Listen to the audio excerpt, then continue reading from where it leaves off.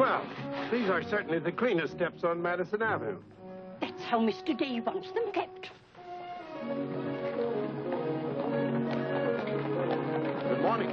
Morning.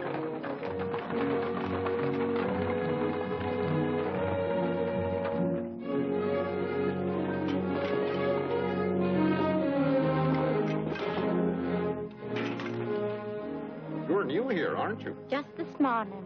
This is the way Mr. Day gets his milk. Get up.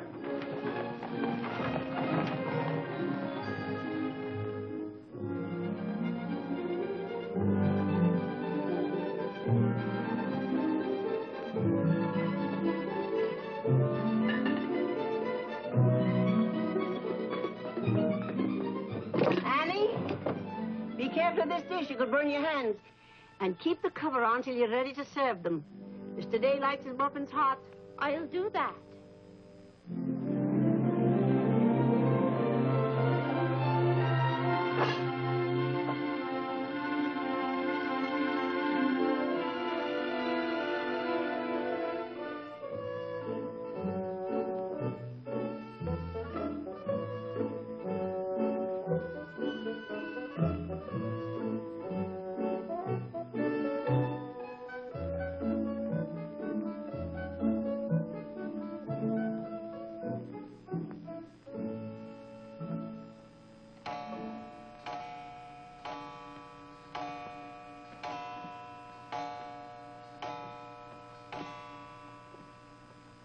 Annie, is the table set for breakfast?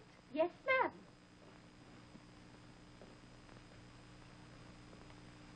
Good morning, ma'am. Good morning, Annie. How are you getting along? All right, ma'am. I hope. No, don't be nervous just because this is your first day. Everything's going to be all right. But I do hope nothing goes wrong. Oh, no, Annie. The cream and sugar go down at this end. Oh, I thought in the center, ma'am. Everyone could reach the mace. Mr. Day sits here. Oh, excuse me. I didn't know where to place the napkins, ma'am. You can tell by the rings. The boys have their initials. C for Clarence. He sits here. J for John. Here. W for Whitney. He sits over there, next to his father. Yes, ma'am. And the one with the little dog on it is Harlan's, of course. He's the baby. This narrow, plain one is mine. And this is Mr. Day's. It's just like mine, except that it got bent one morning. And that reminds me, Annie, always have Mr. Day's coffee piping hot. Yes, ma'am. And whenever Mr. Day speaks to you, just say yes, sir. Don't be nervous. You'll get used to him. Yes, ma'am. Oh, that beautiful rubber plant. I'm so glad it came. You mustn't water it every day. Too much moisture makes it very unhappy. Oh, good morning, Mother. I thought you were still upstairs. Good morning, Clarence. Father must be talking to himself. A redhead. Did you sleep well, Mother? Yes, thank you, dear. Golly, I'm hungry. Oh, and Annie, we always start with fruit in the morning, except the two younger boys who have their porridge and milk. Jiminy, another wreck on the New Haven. That always disturbs the stock market. Father won't like that. I do wish the New Haven would stop having wrecks if they knew how it upsets your father. My soul and body, Clarence, what's happened to your coat? Oh, it ripped open again. Margaret mended it for me, but it won't stay mended. Oh, dear. Well, I'll just have to speak to your father about a new suit of clothes. Clarence, why did you take my H2SO4 out of our clothes closet? I've told you 100 times that closet's not to make experiments in. Two. Good morning, Mother.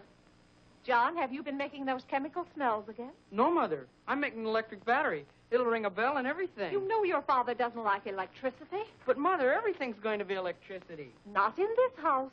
Oh, God! What's the matter, Claire? What's wrong? Where's my necktie? Which necktie? The one I gave you yesterday. It isn't pressed yet. I forgot to give it to Margaret. I told you distinctly I wanted to wear that necktie today. You've got plenty of neckties. Put on another one right away and come down to breakfast. I don't know what this world's coming to. Mother, may I have my breakfast early? I'm going to play baseball. 3. Whitney, before you leave the house, you have to study your catechism. But, Mother, they're going to let me pitch today. Good morning. Who won? The Giants, 7-3. Buck Ewing hit a home run. Let me see. Boys, don't wrinkle the paper before your father sees it. Mother, could you ask me my catechism now? I think I know it. Well, let's see. What is your name? Whitney Benjamin. Who gave you your... Come and help me down, Mother. There are steps to come down, Mom. Good morning, darling. Good morning, Mother. How's your finger? It itches. Good, that's a sign it's getting better. Come along. Oh. Let's see, what was I doing? Oh, yes, the catechism. Who gave you your name? My sponsors in baptism, wherein I was made a member of Christ, the child of God, and an inheritor of the kingdom of heaven. Mother, if I hadn't been baptized, wouldn't I have any name? Not in the sight of the church. What did your sponsors then for you? They did promise and vow 3 things in my name. First, that I should renounce the devil and all his works, the pomp and vanity of this wicked world, and all the sinful lusts of the flesh. And secondly, that I believe all the articles of the Christian faith. And thirdly, that I should keep God's holy will and commandments and walk in the same all the days of my... Good morning, boys. Good morning. Good morning, Morning, Father. Father. Morning, Vinny. Have a good night? Yes, thank you, Claire. Good. Sit down, boys. What's that thing doing in here? Claire, that's our new rubber plant. Place for rubber plants is on the equator. Take that object out, Catherine. You're not Catherine? No, sir. Good. Never liked Catherine anyway. Thank you, Clarence. Put it somewhere else, Annie, but not too near a window. Sit down, Harlan. Thank you, dear.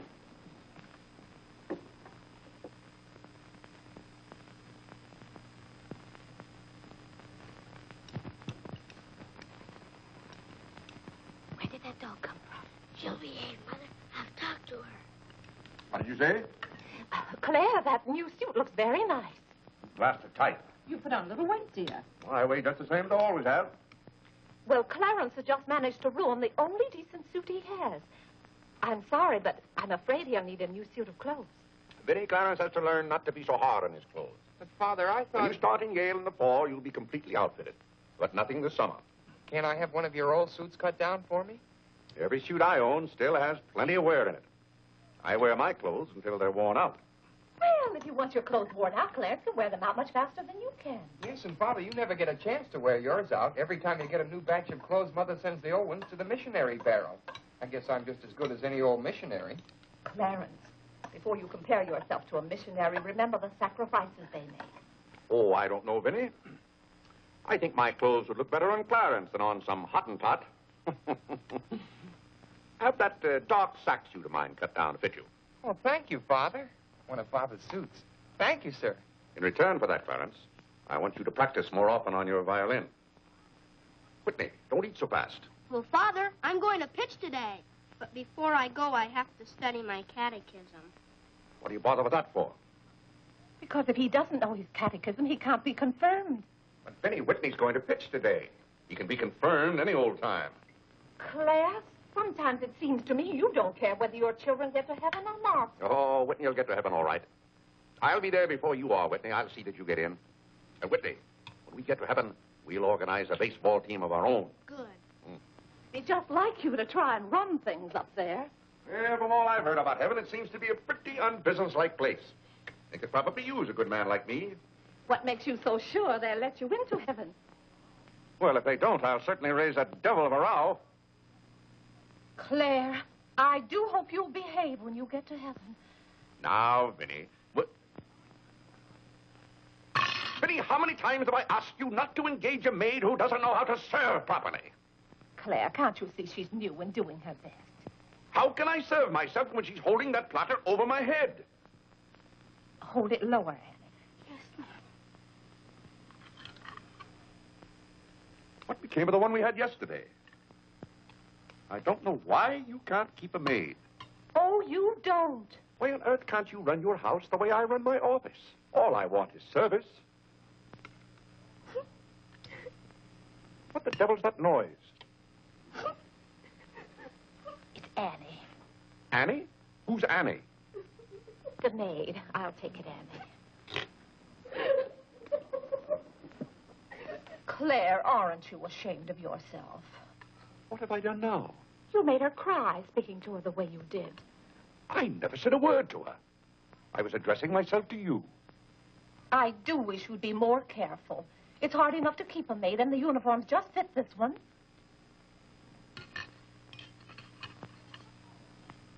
What's the matter, Claire? What's wrong?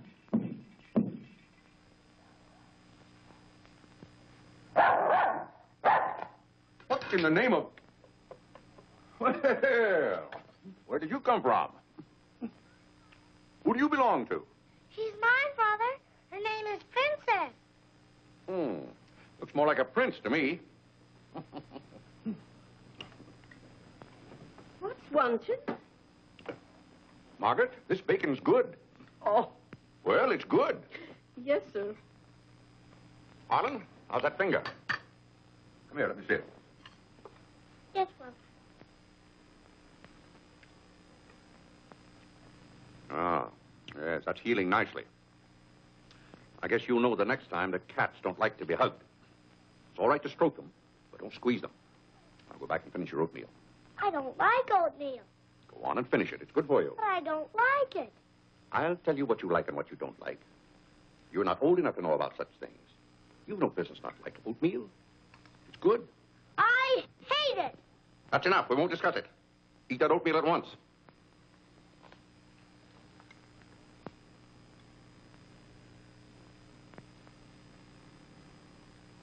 Ah.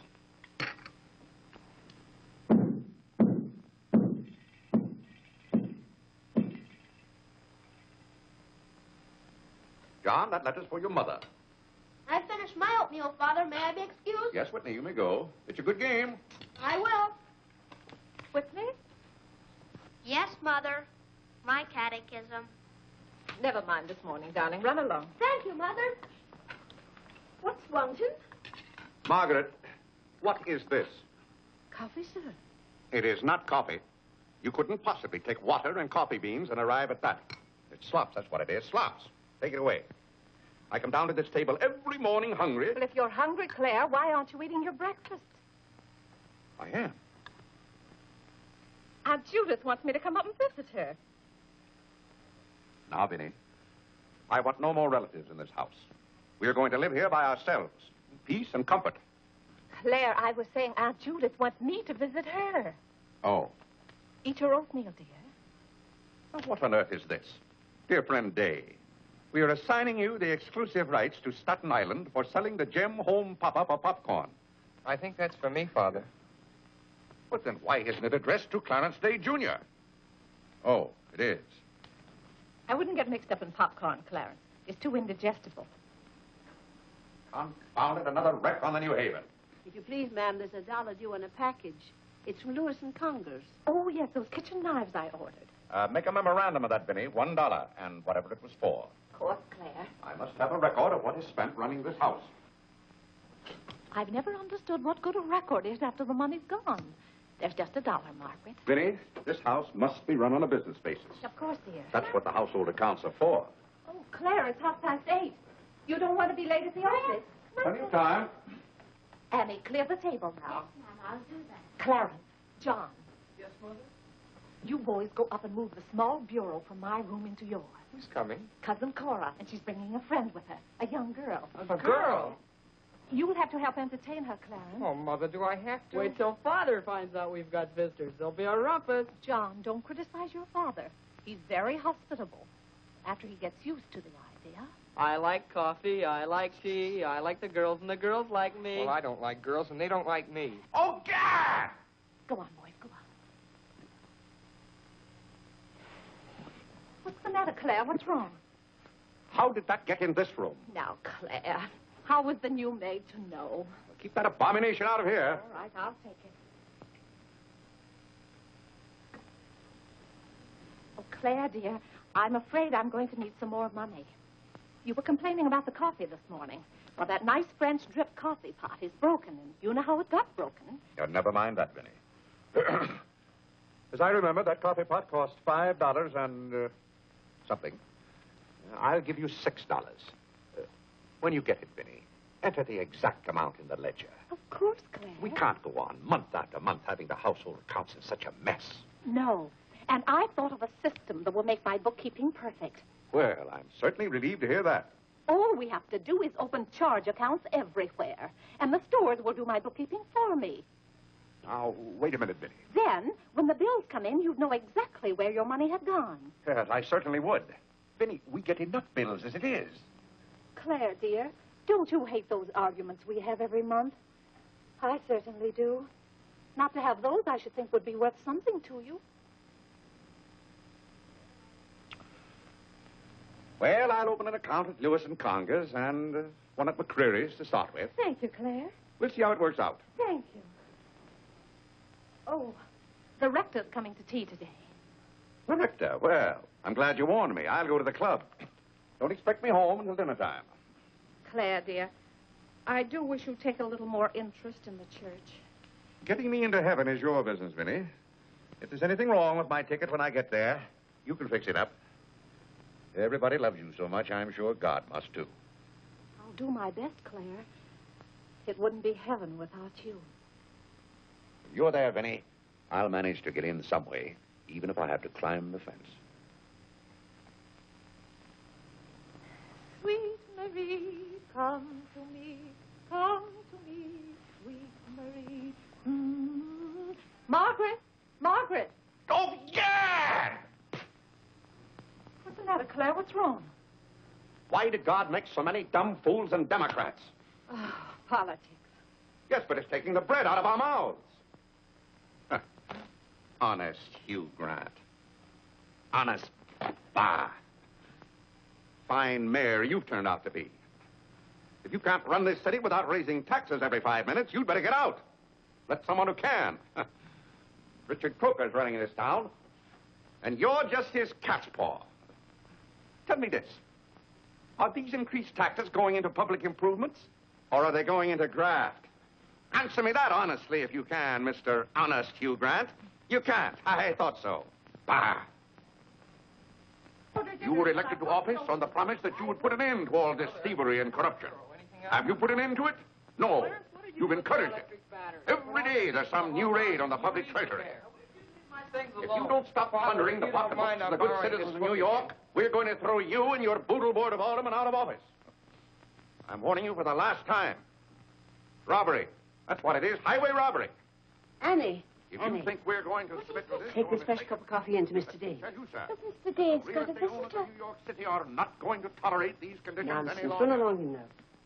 We pay you a good round sum to watch after our interests, and all we get is inefficiency. I know you're an nincompoop, and I strongly suspect you of being a scalawag. You're not going to escape your legal responsibilities. Legal responsibilities? By gad, I mean criminal responsibilities. Don't think for 1 minute we're going to let you escape. We're going to throw you into jail.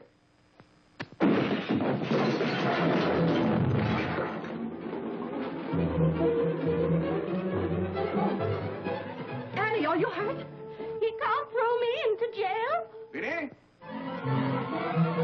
Vinny, why can't I have quiet here in the morning? Claire, what happened? It sounded to me as though that maid dropped a whole tray of dishes. Yes, but what did you say to her?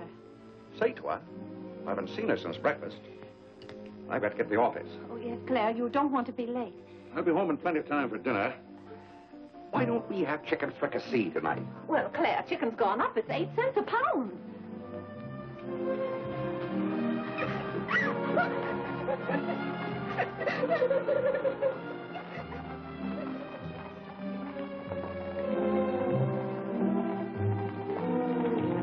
Where the devil's she going, dressed up like that?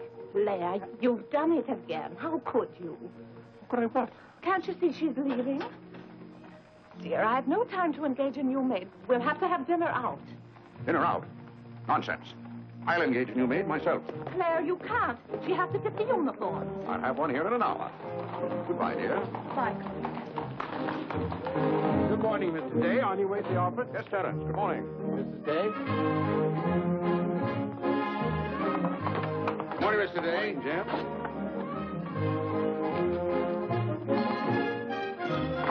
Get in. Get in.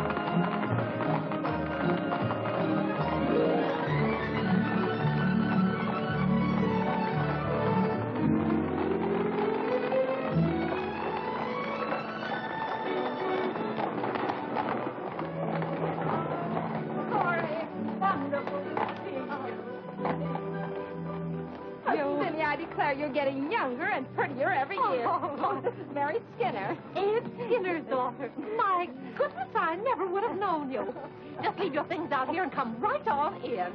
I heard my father talk so much about you, Mrs. Did he tell you how he used to dip my pigtails in the inkwell at school? What's the news in Pleasantville, Cora? Oh, Vinny, I have so much to tell you. We wrote you that Aunt Carrie broke her hip. Yes. That was the night that Robert Ingersoll lectured. Of course, she couldn't get there, but It was a good thing for Mr. Ingersoll she didn't. How do you do, Cousin Cora? Oh, Clarence. my. Oh, no, Cora, this is John. John. Why, how you've grown. You'll be a man before your mother. John, this is Mary Skinner. How do you do? How do you do? Vinny, everybody in Pleasantville sends their love. Oh. Grandpa Everett, Cousin Edith, Aunt Hattie, the Taylors. Oh, just everybody. Cora, how Vinny. is Grandpa Everett? Oh, he hasn't been at all well. You know he only has one kidney, and that's floating. How do you do, Cousin Cora? I'm glad to see you. This can't be Clarence. Yes, it is. My. My goodness, every time I see you boys, you've grown another foot. Let's see, you're going to St. Paul's now, aren't you?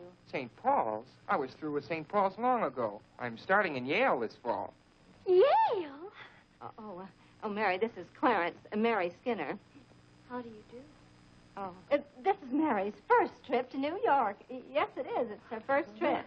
We'll have to show Mary around.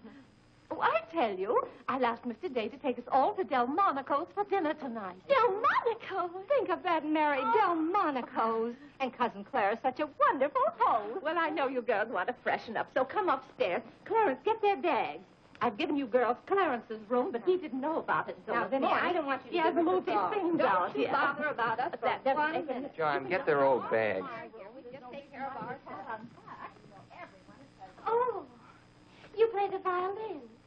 Well, I fool with it a little. You're just being modest. No, really, I play the piano. Not awfully well, but... Now, you're being modest. Do you ever play duets? Well, I haven't up to now. Neither have I. Up to now.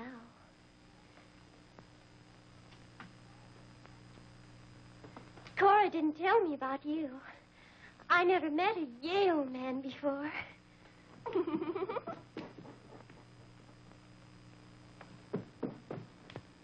What's happened to you? Nothing. I feel fine.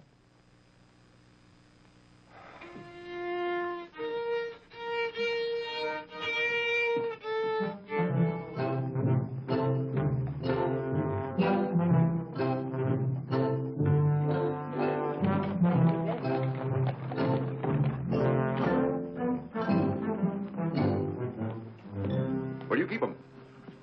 Do you wish a domestic servant? Where do you keep them? I will take your name and address. Confound it, I'm late at the office now. If you will give me the details as to what kind of person you require. I'm asking you where you keep them. Why, the girls are in there. But clients are not allowed in that room. If you will tell me the kind of a position you wish to have filled, I will be very glad to...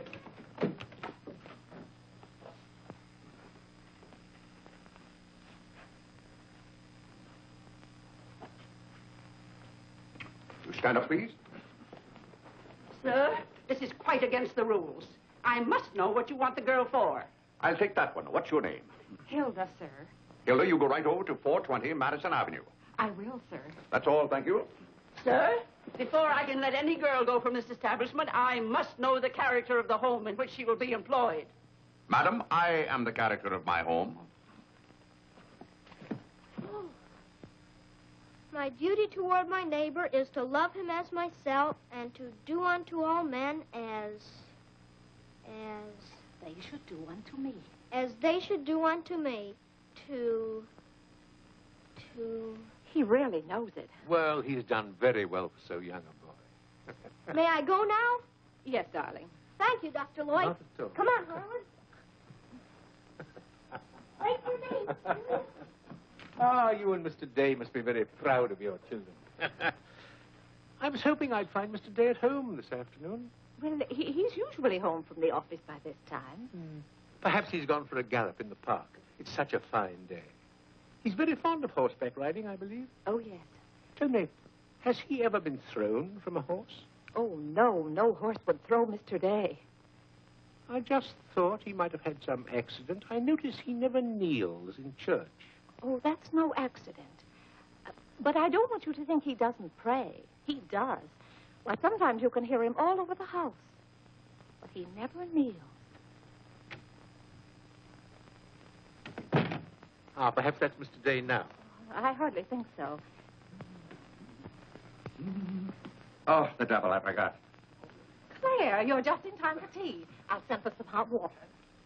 How are you, Dr. Lloyd? It's a great pleasure to have a visit with you, Mr. Day. Mother, are they back yet? No, Clarence, no.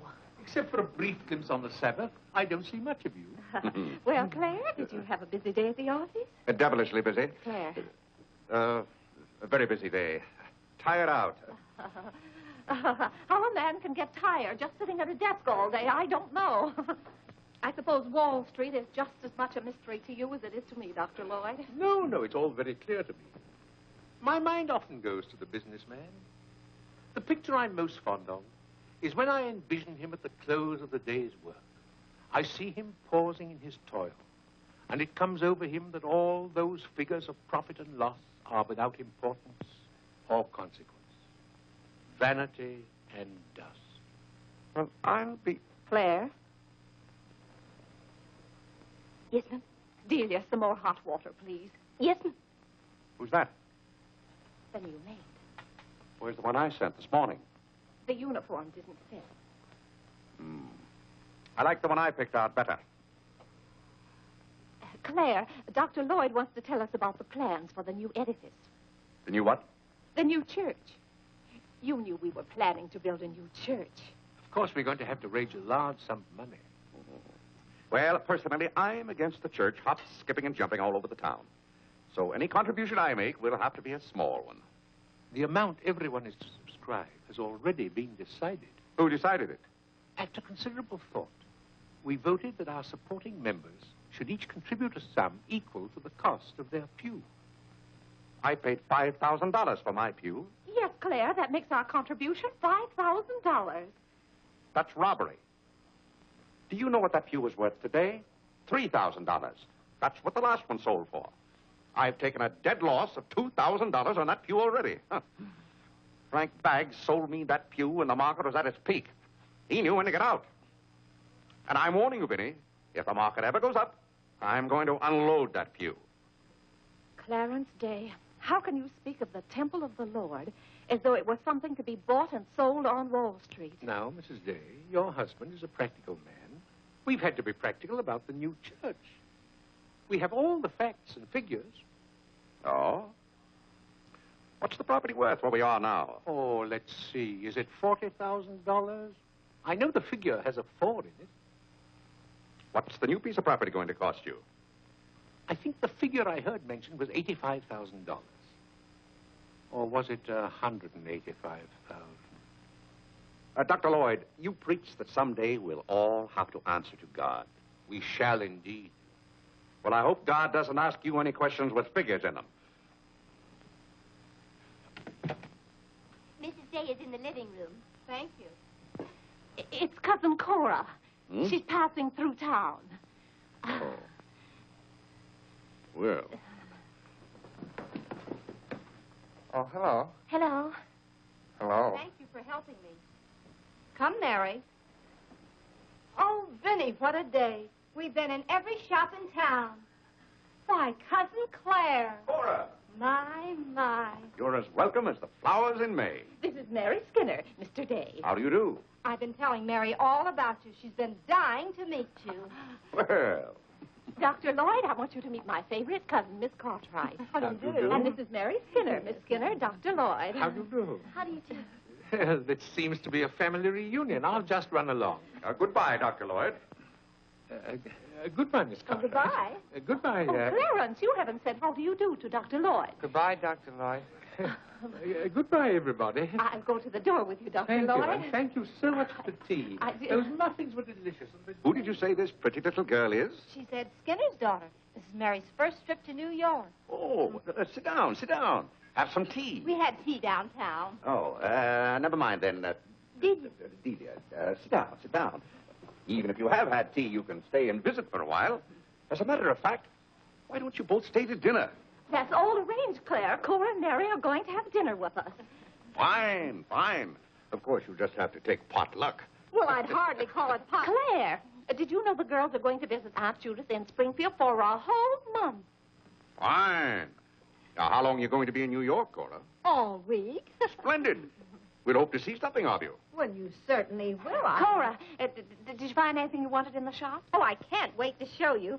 Oh, but I'm afraid some of these packages can't be opened in front of Cousin Claire.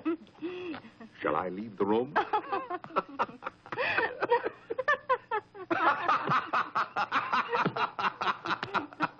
Oh, Clarence, would you take the package in the hall up to our room, or should I say your room? Wasn't it nice of Clarence to give up his room to us for a whole week? Cora, come on, I just can't wait to see what's in those packages. Well, we'll be back soon. Vinny, I wish to speak to you before you go upstairs. I'll be down in just a minute, Claire. I wish to speak to you now. I'll be up in just a minute, Cora. It's all right, Vinny. Come along, Mary. Are those two women encamped in our house? Now, Claire. Answer me, Vinny. Now, Claire, you know... Answer me! Just a minute. Clarence.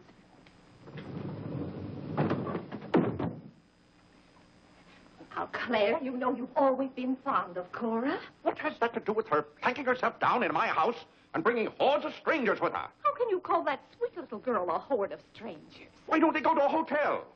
New York is full of hotels built for the express purpose of housing such nuisances. Claire, two girls alone in a hotel? Why, who knows what might happen to them? All right, then put them on the first train. They want to roam, the gypsies? Lend them a hand. Keep them roaming. But, Claire, they're just staying in that little room of Clarence's. The trouble is they don't stay there. They stay in the bathroom. Every time I want to take my bath, it's full of giggling females, washing their hair. I tell you, I won't have it. Send them to a hotel. I'll pay the bill gladly, but get them out of here. Father, I'm afraid they can hear you upstairs. Then keep those doors closed. Clarence, you open those doors. Open them all the way. Now, Claire, you be quiet and behave yourself. They're here, and they're going to stay here. That's enough, Vinny. I want no more of this argument.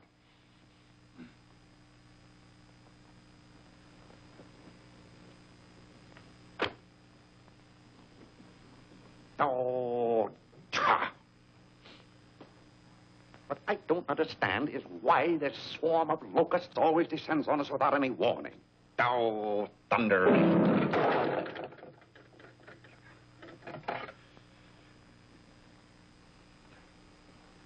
Vinny. Dear Vinny.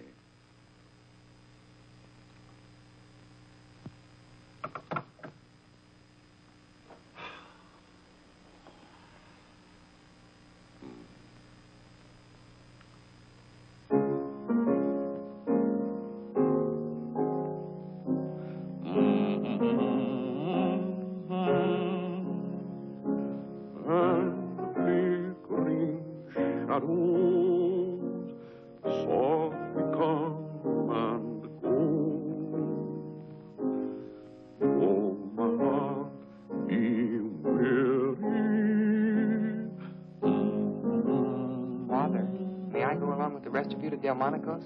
What's that, Delmonico's? You're taking Mother, Cousin Cora, and Miss Skinner to Delmonico's for dinner tonight. Oh, gad! I won't have it. I won't have it. I will not have my life arranged for me. I bought this house for my own comfort. I will not submit myself to this indignity. Now, Claire, what's the matter? I won't stand it. By heaven, I won't stand it. Clarence. Do I understand that I am not permitted to have dinner in my own home? Claire, a little change will do you good. I have a home to have dinner in, and any time I can't have dinner at home, this house is for sale. Well, Claire, you can't have dinner here tonight because it isn't ordered. And besides, Cora and Mary want to see something of New York. Well, that's no affair of mine. I am not a guide to Chinatown and the Bowery. Oh, Mr. Day, I just love your house. I could live here forever.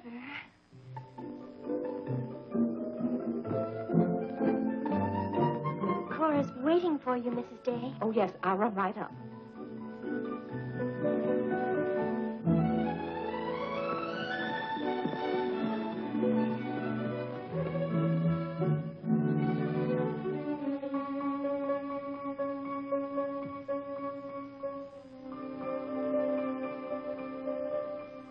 I'm glad you like our house, Miss Skinner. I like it very much, Mr. Day. Praise from a stranger is approbation indeed. At home, our living room is green. I like green. I like green, too. Red's my favorite color. It's an interesting thing about colors. Red's a nice color in a house, too, but outside, too much red would be bad. I mean, for instance, if all the trees and the grass were red. Outside, green's the best color. That's right. I never thought of it that way. But when you do think of it, it's quite a thought. I bet you make your mark at Yale. Oh. My mother wants me to go to college. Do you believe in girls going to college? I guess it's all right if they want to waste that much time. Before they get married, I mean. I'm glad you're fond of music, Mr. Day. Oh, look, a new youth companion. John enjoys the youth's companion. John. Won't you sit down? Oh, thank you. It tells all about connecting batteries and series. John, Miss Skinner and I were talking. Oh, that's all right. You won't bother me. Jiminy, there's where I made my mistake. I didn't mix enough blue vitriol with it.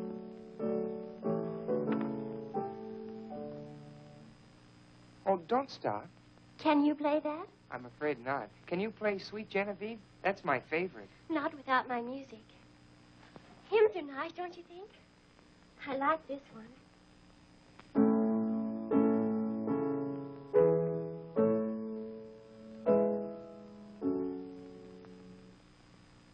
That's funny. The words are the same, but it's the wrong tune.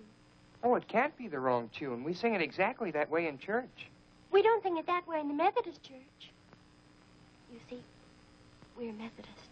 Oh, that's too bad.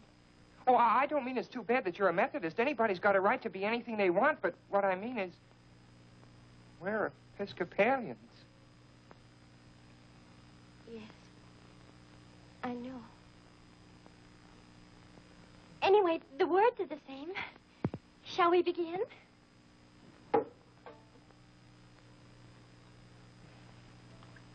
Now.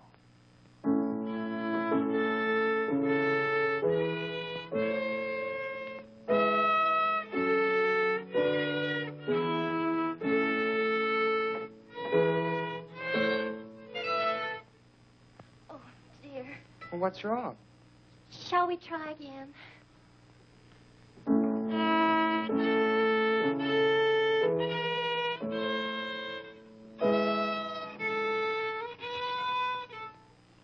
It must be my fault. Oh, no, it's my fault. No, you're the Episcopalian.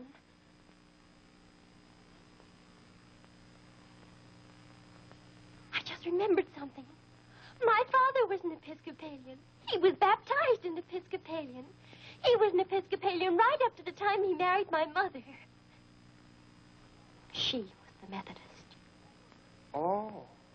Oh, well, let's try it again then.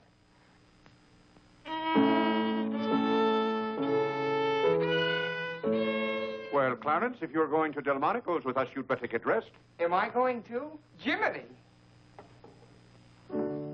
Thank you, Father. Be ready in just a minute, Mother. Minnie, that young lady looks about the same age you were when I came out to Pleasantville to rescue you. Rescue me? You came out there to talk me into marrying you. It worked out just the same. Ah.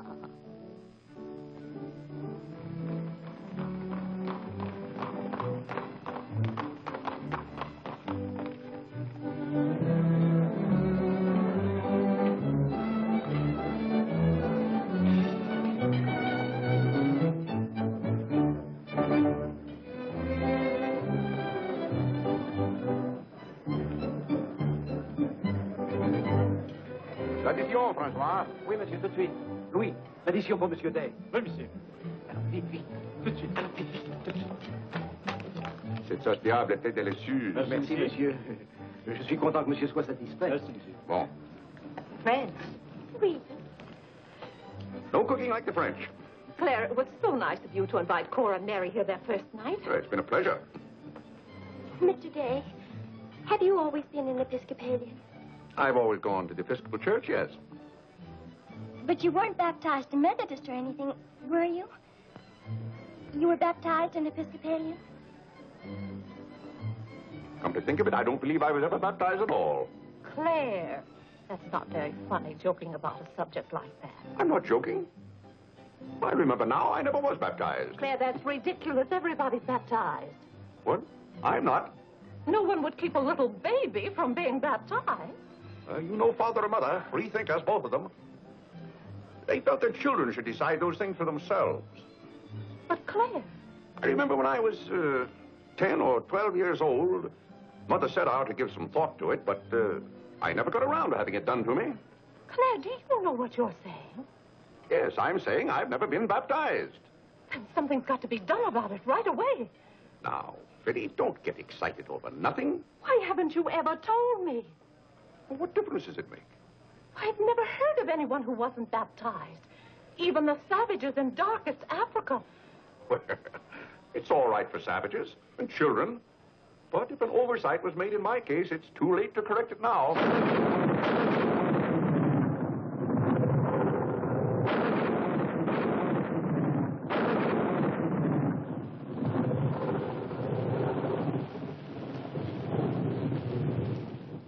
What if you're not baptized? You're not a Christian.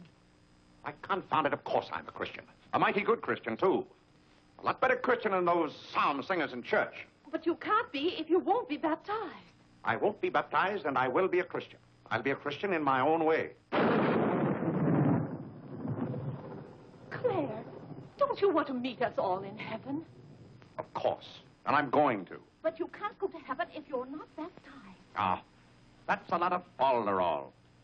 Clarence Day, don't you blaspheme like that. You're coming to church with me before you go to the office in the morning and be baptized then and there. Vinny, don't be ridiculous. If you think I'm going to stand there and let Dr. Lloyd splash water on me at my age, you're mistaken. Now, I'm sleepy. Good night, Vinny.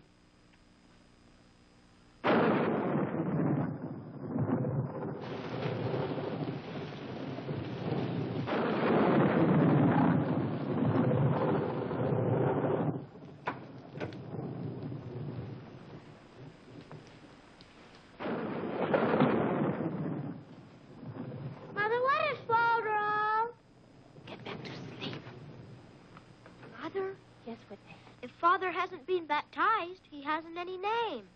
In the sight of the church, he hasn't any name. That's right. Maybe we're not even married.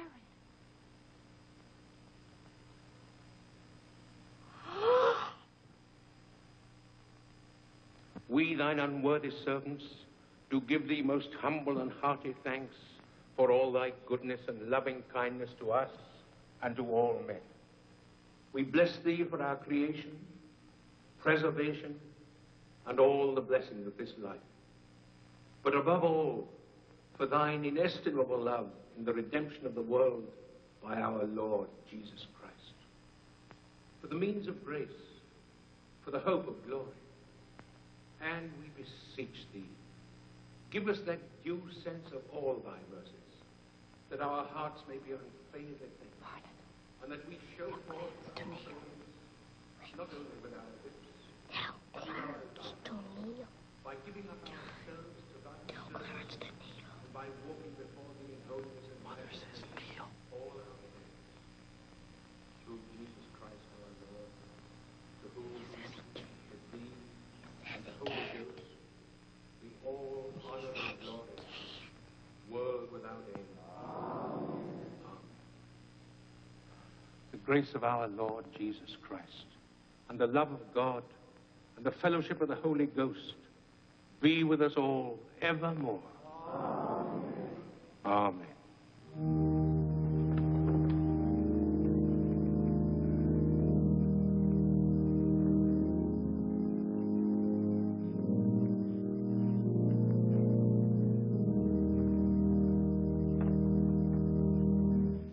And so, my friends, what comfort and security it gives us when we have reached the age of understanding to know that the rite of baptism has not been neglected in our infancy or youth. Can you imagine any man who has reached maturity with the knowledge that he had never been baptized, failing to hasten to the holy font that his soul might be saved? As it says in the baptismal office, except a man be born of water and of the Spirit, he cannot enter into the kingdom of God. He that believeth and is baptized shall be saved, but he that believeth not shall be damned. What's that follow up to? He can't be. Which also showeth us the great benefit we reap thereby. He that is baptized showeth great benefit. Tell Father. But he that believeth not, cannot enter into the kingdom of God. Says, For the promise is to you, to your children. Doubt ye not, therefore, but earnestly believe.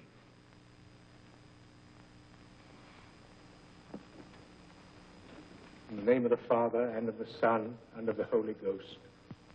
Amen. Amen.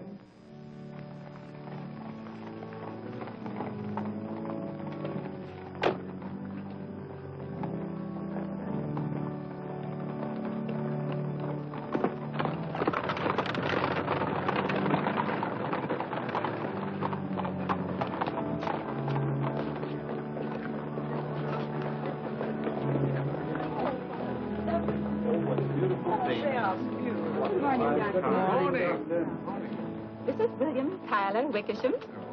And this is Wilhelmina Eugenia Wickersham. What a lovely day for them to be baptized. Happiest day of my life.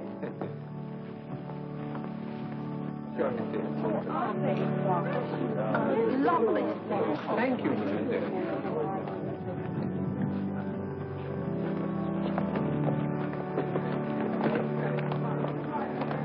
Claire, you know I didn't ask Dr. Lloyd to do that. You must have said something. Well, I had to find out from him if we were really married. I am married and I'm not baptized. And as far as I'm concerned, the whole congregation can know it. They certainly know it now. That suits me. I don't go to church to be preached at as though I were some lost sheep. Claire, you don't seem to understand what the church is for. Vinny, if there's one place the church should leave alone, it's a man's soul.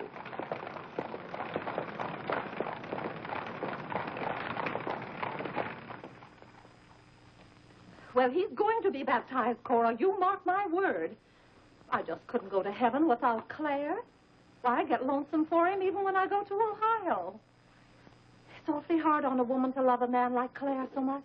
Oh, men are so aggravating. They take everything for granted. They certainly do. You know, I don't believe Claire has come right out and told me he loves me since we've been married.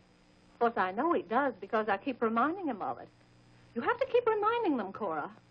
Vinny, the table isn't set for dinner yet. I'll be back in a minute, Cora. We're having it after Cora and Mary go to the train. Their cab's coming at 1 o'clock. Cab? The horse cars go right past the door. But, Claire, they have those heavy bags. Cabs are a waste of money.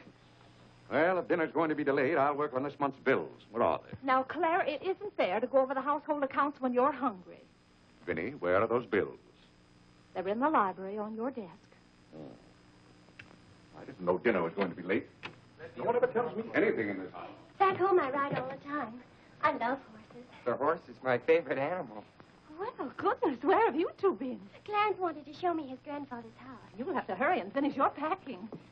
It won't take me long. Can I help you pack? Clarence!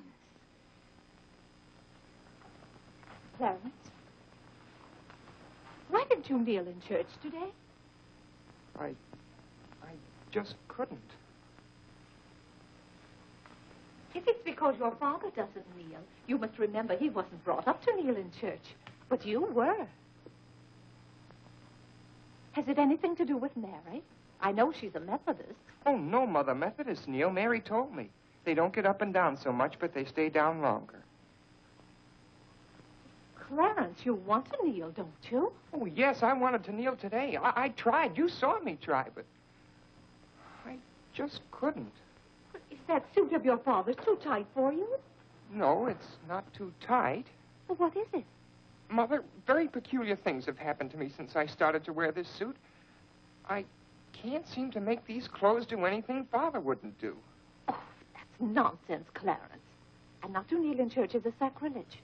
Making Father's trousers kneel seemed more of a sacrilege. Clarence! Do you know what happened at Dora Wakefield's party for Mary last night? We were playing musical chairs, and some girl sat down suddenly right on my lap. Well, I jumped up so fast she almost got hurt. She was sitting on Father's trousers. Oh, Mother, I've got to have a suit of my own. My soul and body. Well, you'll just have to talk to your father about it. I'm sure if you approach him the right way, tactfully, he'll see. Oh, excuse me.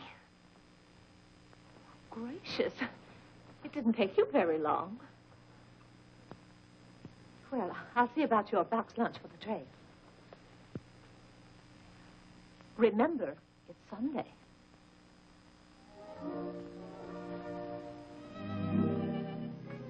I was hoping we could have a few minutes together before you left. Cora had so much to do, I wanted to get out of her way. Well, didn't you want to see me? I did want to tell you how much I've enjoyed our friendship. Oh, hello. Mother told us to sit in the living room till dinner's ready. Not on the best sofa. Hello. Have you ever been out on our porch? Oh, yes. Well, let me show it to you. It's awfully hard to grow up in a family with children.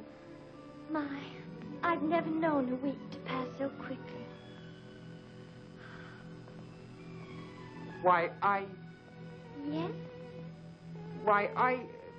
Yes? You're going to write me when you get to Springfield, aren't you? Of course. If you write me first.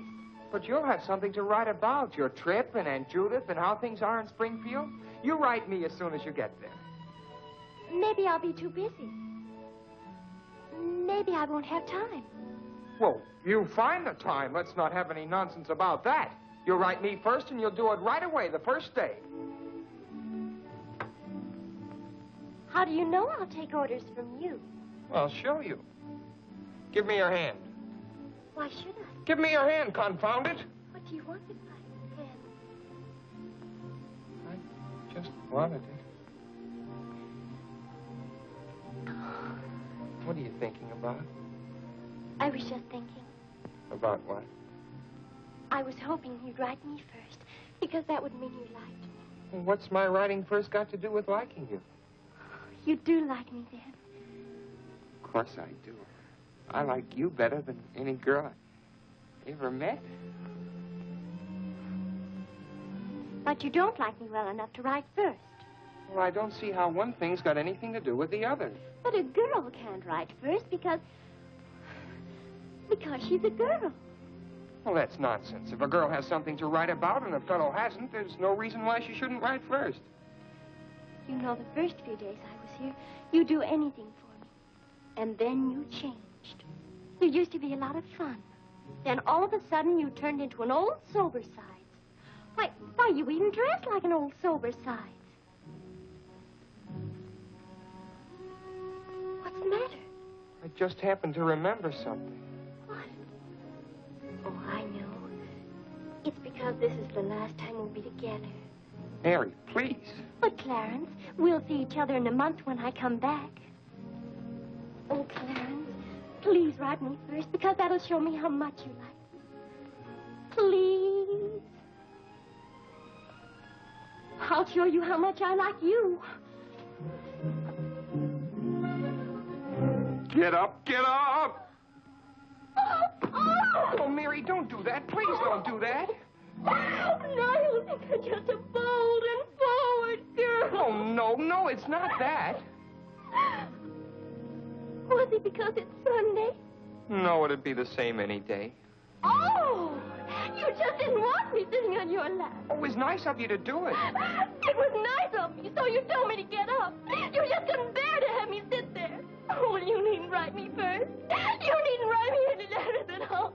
Because I'll tear them up without opening them. I never want to see you again. Oh, Mary. Mary, listen to me. Mary, please. Oh, Mary.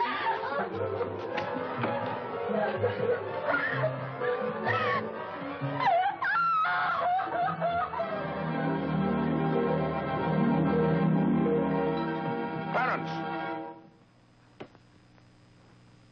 Yes, Father?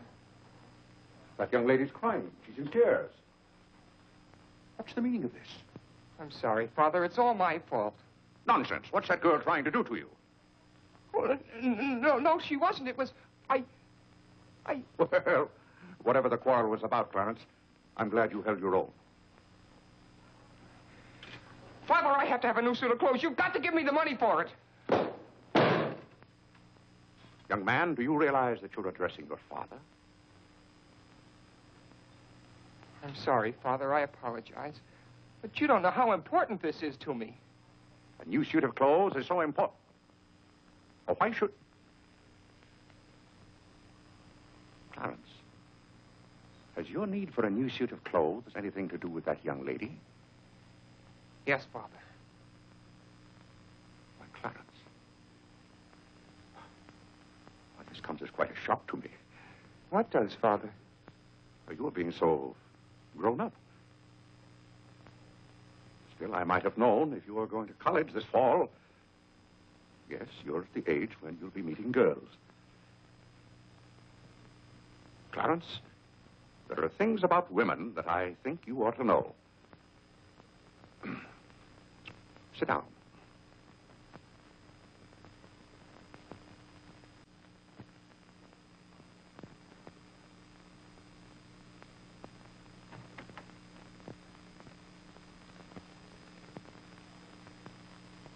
Yes, I think it's better for you to hear this from me than to have to learn it for yourself.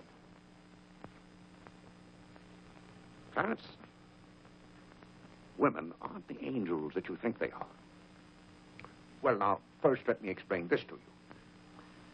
You see, Clarence, we men have to run this world, and it's not an easy job. It takes work, and it takes thinking. A man has to reason things out. Now, you take a woman. A woman thinks... No, I'm wrong right there. A woman doesn't think at all. She gets stirred up. And she gets stirred up over the most confounded things. Now, I love my wife just as much as any man, but that doesn't mean that I should stand for a lot of falderall. By gad, I won't stand for it. Stand for what, Father? That's the one thing I shall not submit myself to. Clarence, if a man thinks a certain thing is wrong, he shouldn't do it. If he thinks it's right, he should do it. Now, that has nothing to do with whether he loves his wife or not. Who says it has, Father? They do. Who, sir? Women. They get stirred up. And then they try to get you stirred up, too. But don't you let them do it, Clarence. Don't you let them do it. Now, if you can keep reason and logic in the argument, well, a man can hold his own, of course. But if they can switch you, pretty soon the argument's about whether you love them or not. I swear I don't know how they do it. But don't you let them, Clarence. Don't you let them. I see what you mean so far, Father. If you don't watch yourself, love can make you do a lot of things you don't want to do. Exactly.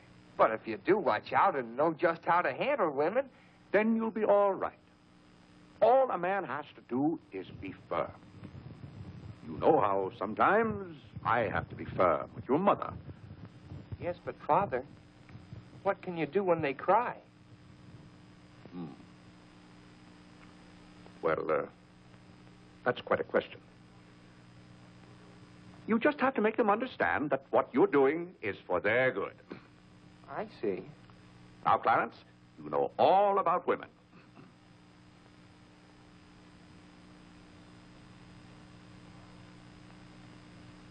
But, Father... Yes, Clarence? I thought you were going to tell me about... About what? About women. Clarence, there are some things gentlemen don't discuss. I've told you all you need to know. The thing for you to remember is be firm.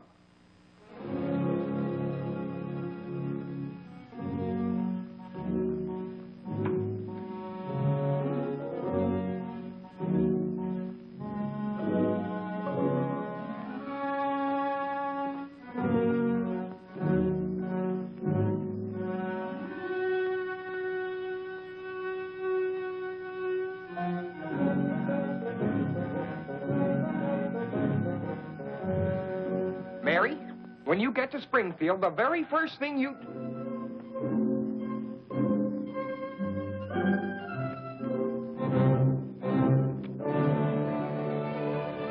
Oh, God! What's the matter, Claire? What's wrong? Sit down, Vinny. Oh, Claire, Cora and Mary are leaving any moment Sit down. now. Vinny, you know I like to live well, and I want my family to live well. But this house must be run on a business basis. I must know how much money I'm spending and what for.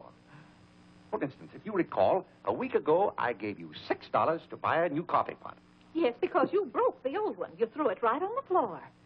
I'm not talking about that. Now, I find here among my... It was a pity to break that nice coffee pot, Claire. It was imported from France, and that little shop has stopped selling them. But what has that They said the tariff wouldn't let them, and that's your fault because you're always voting to raise the tariff. The tariff protects America against cheap foreign labor. Now, this bill... The tariff does nothing but put up the prices, and that's hard on everybody, especially the farmer.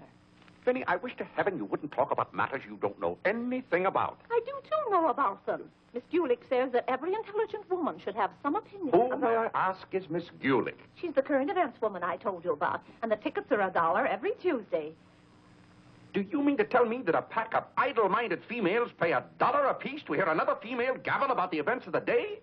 Listen to me if you want to know anything about the events of the day. But you get so excited, Claire. And besides, Miss Gulick says that our president, whom you're always belittling, prays to God for guidance. Vinny, what happened to that $6? What $6? I gave you $6 to buy a new coffee pot. Now I find that you apparently got one at Lewis and Congress and charged it. Here's the bill. One coffee pot, $5. So you owe me $1, and you can hand it right over. I'll do nothing of the kind. What did you do with that $6? Well, Claire, I can't tell you now, dear. Why didn't you ask me at the time? I give up. Wait a minute. I spent $4.50 for that new umbrella. Now we're getting somewhere. One umbrella, $4.50. And that must have been the week I paid Mrs. Tobin for 2 extra days washing. Mrs. Tobin. That's $2 more. $2. That makes $6.50, and that's another 50 cents you owe me. I don't owe you anything. What you owe me is an explanation of where my money's gone. I do the best I can to keep down expenses. You know yourself, Cousin Phoebe spends twice as much as we do. Don't talk to me about your cousin Phoebe. You talk about your own relatives enough. That's not fair, Vinny. When I talk about my relatives, I criticize them. I can't even speak of Cousin Phoebe. You can speak of her all you want to. But I won't have Cousin Phoebe or anyone else dictating to me how to run my house. I didn't say a word about her dictating. Claire, you know she isn't that. You said... I don't know what you said now. You never stick to the point. Now, we're going over this account book, item by item. I find here a bill for $38. I don't know what you expect of me. I tire myself out chasing up and down those stairs all day long, trying to look after your comfort, to bring up our children. I do the mending and the marketing. Now you want me to be an expert bookkeeper, too.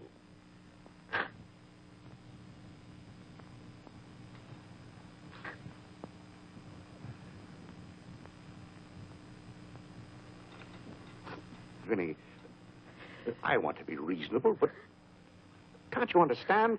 I'm doing all this for your own good. Oh. Well, I suppose I'll have to go ahead just paying the bills and hoping I've got enough money in the bank to meet them. But it's all very discouraging. I'll try to do better, Claire. Well, that's all I'm asking. Well, I'll make out the checks, sign them. But maybe I haven't any right to sign those checks since in the sight of the Lord I haven't any name. That's right.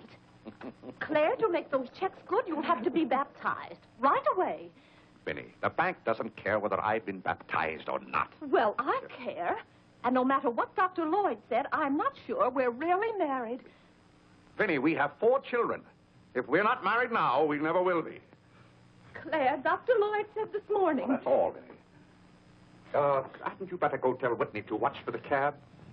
Not before you give me that $1.50. What $1.50? The $1.50 you owe me. I don't owe you any $1.50. I gave you money to buy a coffee pot for me, and somehow it turned into an umbrella for you. Why, Clarence Day, what kind of man are you? Quibbling about $1.50 when your immortal soul is in danger. And what's more, All right. All right.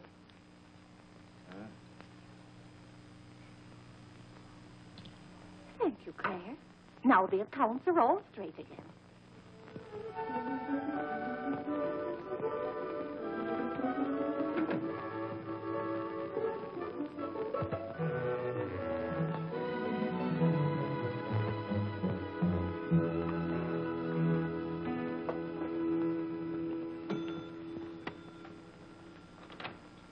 What were you doing down there? I'm setting up this new burglar alarm. I invented it myself. Have you got any money you can lend me? No, you owe me 30 cents now. Well, I'll give you my stamp collection and my piece of John Wilkes Booth's finger. How much? Enough to get a new suit of clothes? If you can wait a month till I hear from the patent office in Washington, I may be rich. I can't wait that long. Maybe I could get it sooner. I'm going to look into something else tomorrow. Wanted, an energetic young man to sell household necessity. Liberal commission. Applied 312 with... John, let me have this job. Why should I give you my job? They're hard to get. But I've got to get a new suit of clothes. Maybe I could get the job for both of us. I'll ask the man.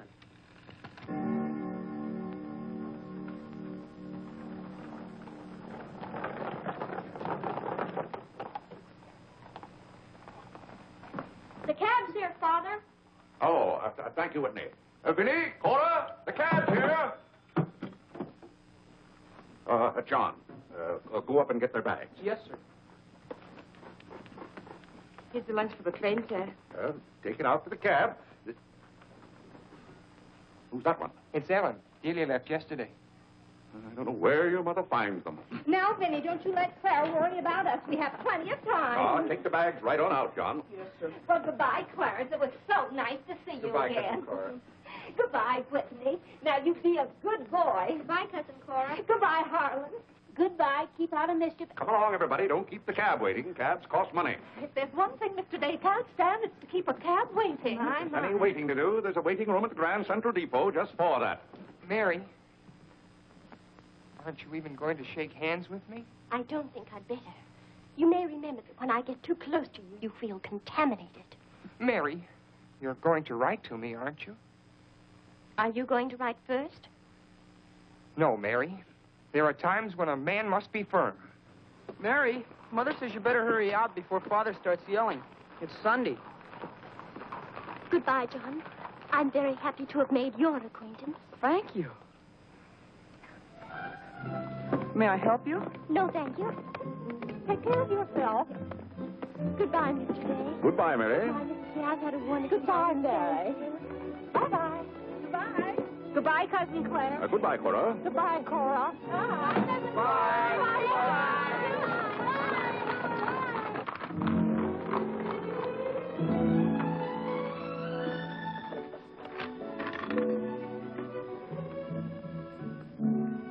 Dear Mary. My duty toward my neighbor is to love him as myself and to do to all men as I would they should do unto me. Has Father gone to the office yet? Come on, let's go to the ball field. I've got to guard this box till John comes back. It's his burglar alarm. It wouldn't work, so he fixed it. We're going to put it back in the dining room after Father goes to the office. Are there burglars around? Everywhere. Oh. To love, honor, and succor my father and my mother. Why do you have to learn that?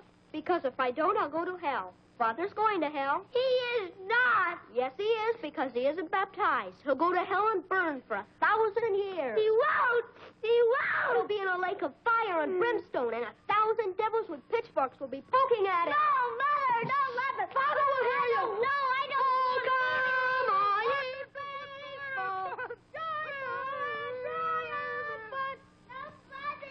Oh, come on. That noise. Just singing, Father. You boys be quiet. You know your mother isn't feeling well. Yes, Father.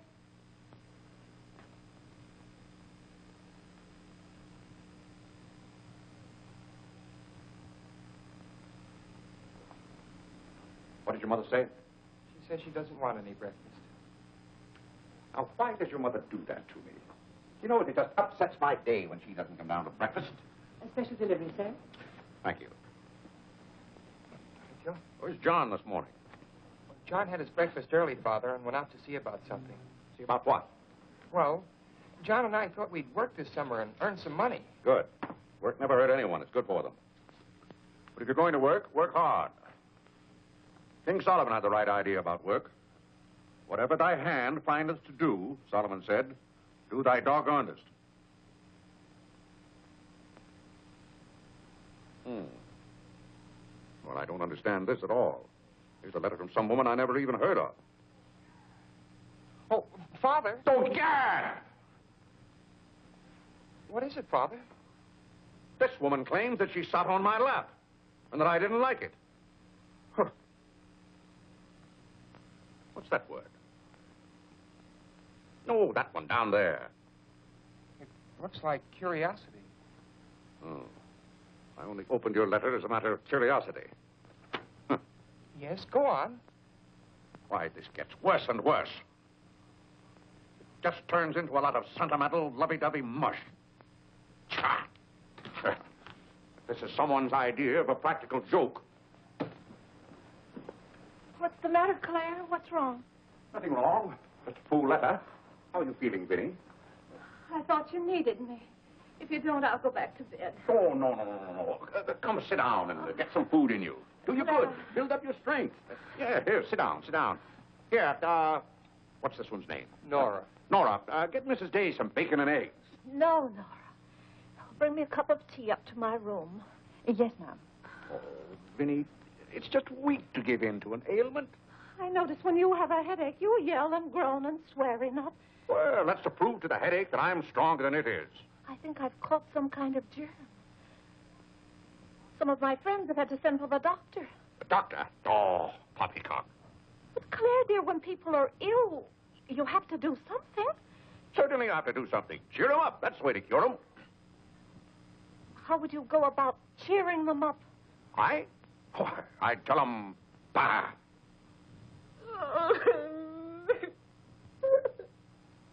What have I done now? Oh, Claire, hush up.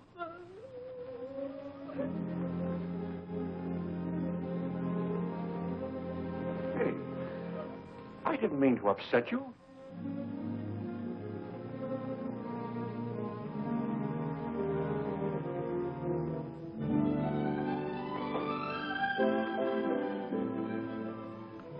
Dear Clarence.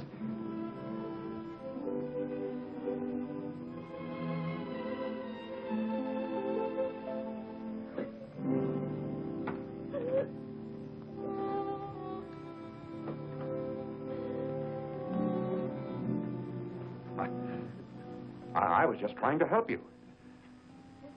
You know, when you take your bed, I have a confounded lonely time around here. So when I see you getting it into your head that you're not feeling well, I want to do something about it. Just because some of your friends have given into this, no reason why you should imagine you're ill. Claire, stop. Get out of this house.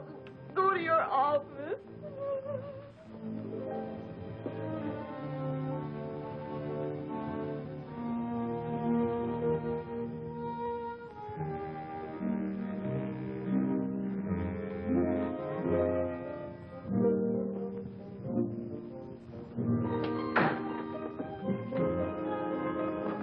Did you get the job? Yes, for both of us. Look, I've got it with me.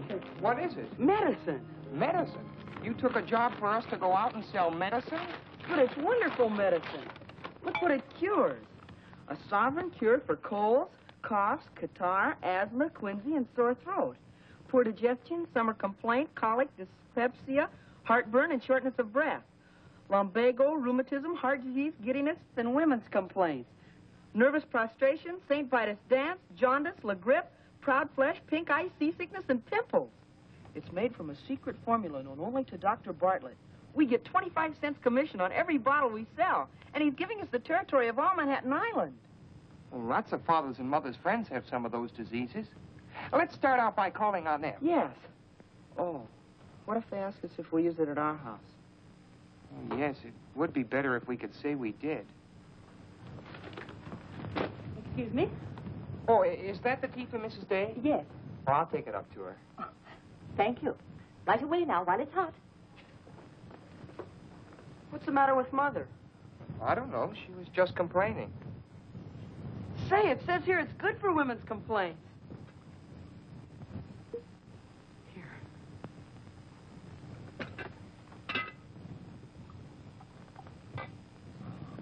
Chesapeake and Ohio, an 8. New York Central, 3/4. I'd like to see Mr. Day about those Morris and Essex bonds. He's very busy this morning. You'll have to wait.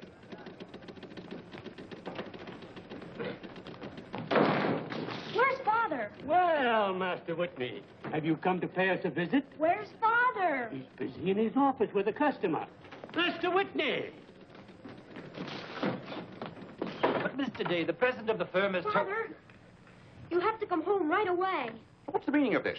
Who sent you down here? Your mother? No, sir. Mother's ill. She's terribly ill.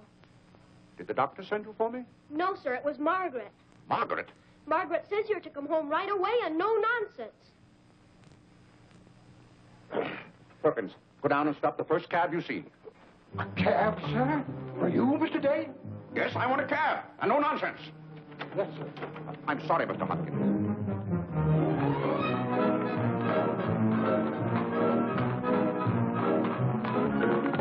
Confound you, can't you go any faster? All right. Here. Get up there, do you hear me? Get up!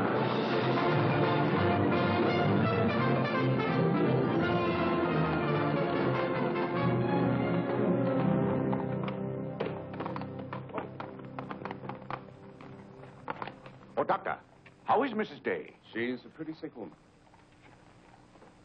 Oh, what's wrong with her? Well, do you know or don't you? What did Mrs. Day have for breakfast this morning? Not a thing. I tried to get her to eat something, and she wouldn't. I can't understand it. Understand what? These violent attacks of nausea. It's almost as though she were poisoned. Poisoned? Let me take your cab. I'll try not to be gone more than 10 or 15 minutes. And, Mr. Day, you're not to go into a room. You'd better get her well. Right away, or you'll hear from me. Turn west on 47th Street. Here.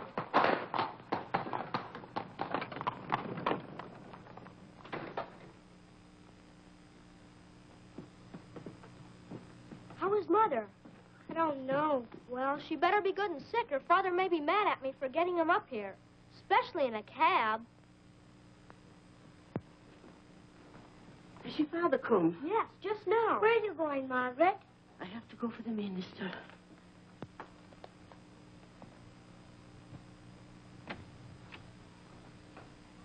I guess the minister's coming to baptize Father, so I won't have to go to hell. You can't be baptized in a house. You've got to have water. We have lots of water. Not the right kind.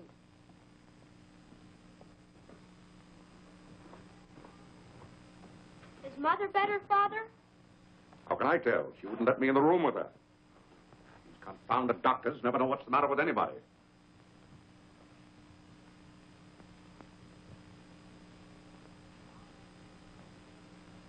Father, Yes?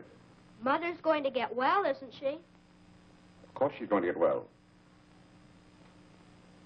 Father, may we come in? It's lonesome without Mother. Yes, it is Harlan. It's lonesome. Come in, boys.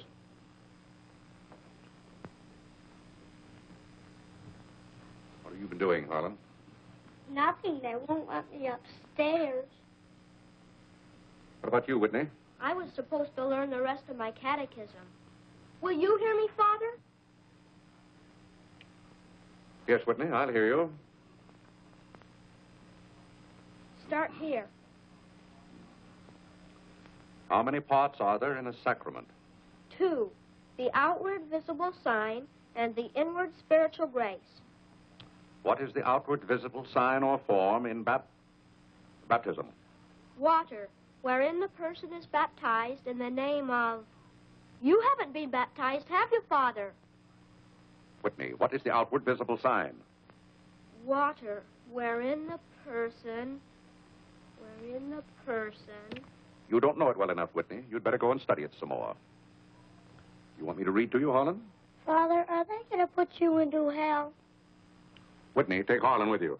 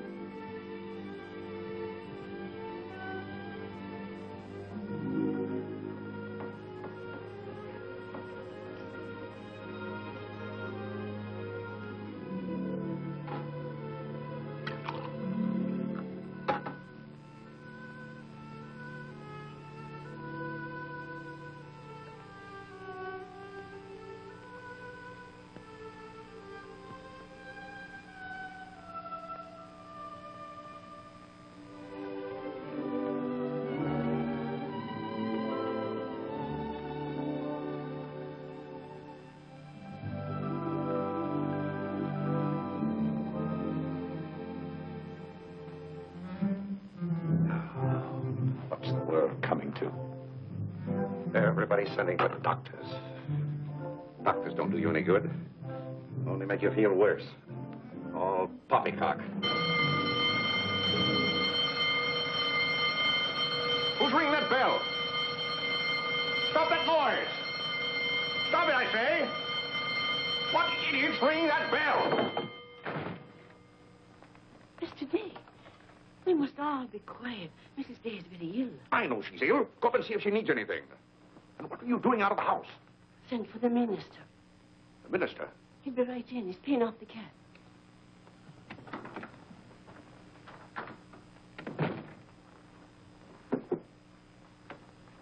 I was deeply shocked to learn the serious nature of Mrs. Day's illness. Will you take me up to her? She's resting now. She can't be disturbed. The doctor will be back in a minute. Mrs. Day has been a tower of strength in the parish. Everyone liked her so much. Yes, she was a fine woman. I wish to heaven you wouldn't talk about Mrs. Day as if she were dead.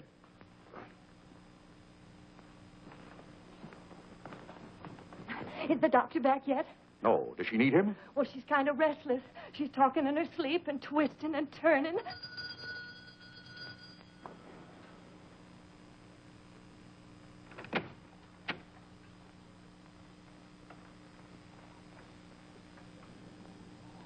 Well, Doctor, it seems to me that was a pretty long 10 minutes. See here, Mr. Day, if I'm to handle this case... How can you handle it if you're out of the house? Who is this? It's Dr. Summers. How do you do? I felt that Mrs. Day's condition warranted my getting Dr. Summers here as soon as possible for consultation. I hope that meets with your approval. Why, yes, of course. Anything that can be done. Upstairs, Doctor. Pardon me.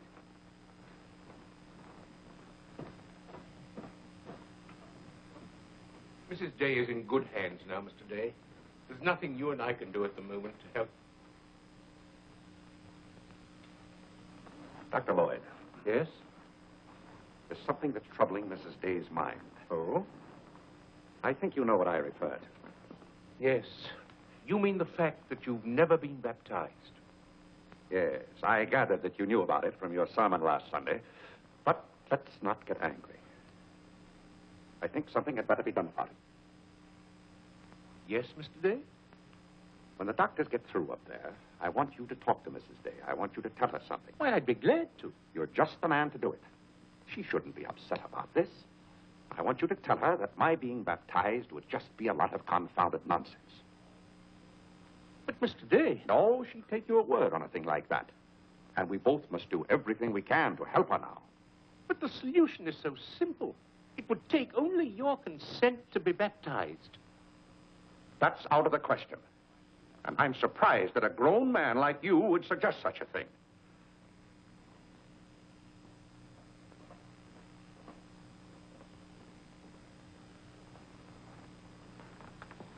Well, Doctor, how is she? What have you decided? Is there a room we could use for our consultation? Well, yes, my library. Doctor. Dr. Summers, this isn't serious, is it? After we've had our consultation, we'll talk to you, Mr. Day. But surely... Rest assured, Dr. Summers will do everything that is humanly possible.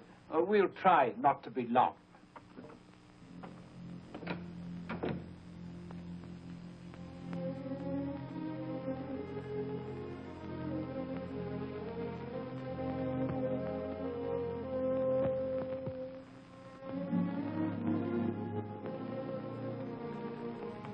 Tell me, this Dr. Summers, he's very highly thought of, isn't he? Oh, yes. Lavinia is seriously... If anyone could help her, he could. Don't you think? Very fine position. But there is a greater help, ever present in the hour of need. Let us turn to him in prayer. Let us kneel and pray.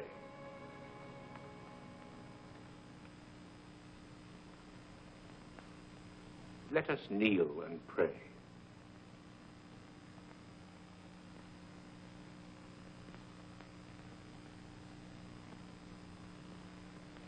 O Lord, look down from heaven. Behold, visit, and relieve this thy servant who is grieved with sickness. Have mercy on her, O Lord. Have mercy on this miserable sinner. Forgive her, and extend thy accustomed She's goodness. not a miserable sinner, and you know it. Oh, God! You know Vinny is not a miserable sinner. She's a fine woman. She shouldn't be made to suffer. It's got to stop, I tell you. It's got to stop. Have mercy, I say. Have mercy, I tell you. What's the matter, Claire? What's wrong? Vinny. Vinny, what are you doing down here? You shouldn't be out of bed. You get right back upstairs. I heard you call. Do you need me? Vinny, I know now how much I need you. Get well, Vinny. I'll be baptized. I promise. I'll be baptized. You will? I'll do anything. Oh, Claire. We'll go to Europe, just we two. You won't have to worry about the children or the household accounts. Oh, Vinny. Don't worry, Mr. Day. She'll be all right now. Bless you for what you have done. What'd I do? You promised to be baptized. I did? Oh, Gad!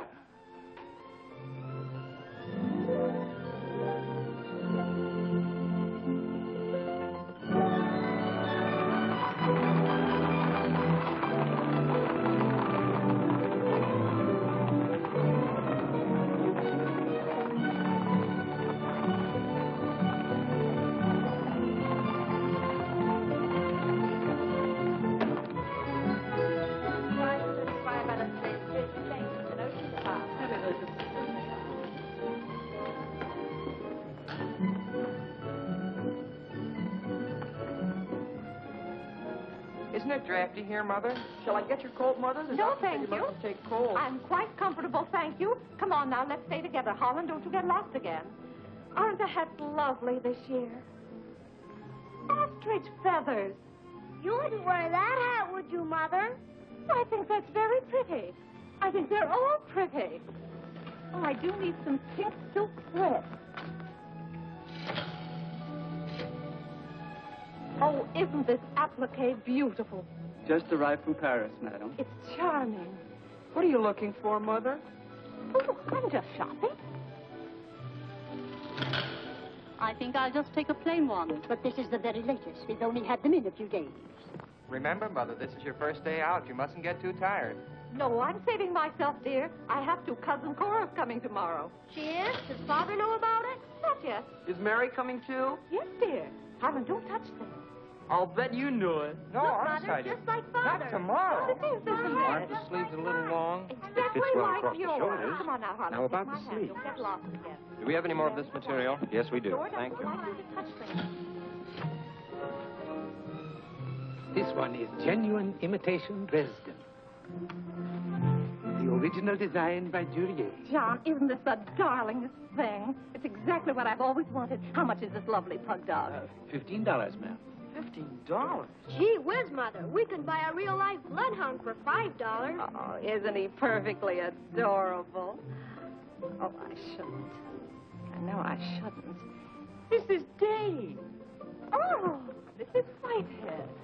How nice to see you. Are you quite recovered? Almost. This is my first day out. We've missed you at the church. You remember Mr. Morley? How do you do, Mrs. How do you do? Mr. Morley preached the Sunday Dr. Lloyd was ill. Oh, yes. I can't tell you how much I enjoyed your sermon. Even my husband enjoyed your sermon. We've just come from the board meeting of the Foreign Missions. I'm taking Mr. Morley home to lunch. I had to drop in here to pick up a purchase. I won't be a minute. Is your parish in the city? Yes, it's on the outskirts. My church is in Audubon Park. Oh, way up there. Oh, are you acquainted in Audubon Park? No, I don't believe we know a soul there. Mr. Morley, would this be possible? My husband, Mr. Day. If we lower the collar, it'll be a very fine fit. You won't find a better suit of clothes in the city for $15. Oh, it's not the price. It's the money. Thank you for holding it for me. Welcome. Goodbye, Mrs. Day. I hope we meet again soon. Goodbye. It was very pleasant meeting you again. I think it was divine providence. I shall be delighted to be of service. Goodbye, Mr. Morley. Goodbye. May I work it? Oh, no, it's against the rules.